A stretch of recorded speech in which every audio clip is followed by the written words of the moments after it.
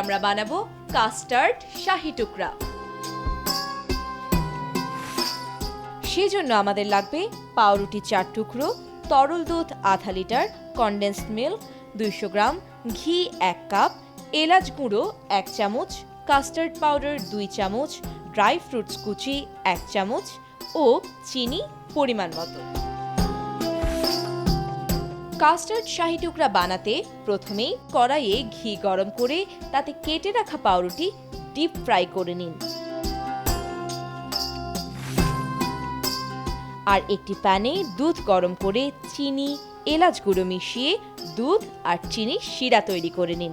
এরপর দুধ চিনি শিরা গরম হয়ে আসলে কাস্টার্ড পাউডার ও কনডেন্সড মিল্ক মিশিয়ে আরও আধা ঘন্টার মতো গরম করে মিশ্রণটিকে ঘন করে মালাই তৈরি করে নিন।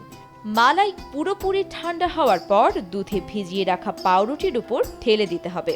কিছুক্ষণ ফ্রিজে রেখে তার উপর কুচি করা ড্রাই ফ্রুটস দিয়ে সাজিয়ে পরিবেশন করলেই তৈরি হয়ে যাবে মজাদার কাস্টার্ড শাহি টুকরা।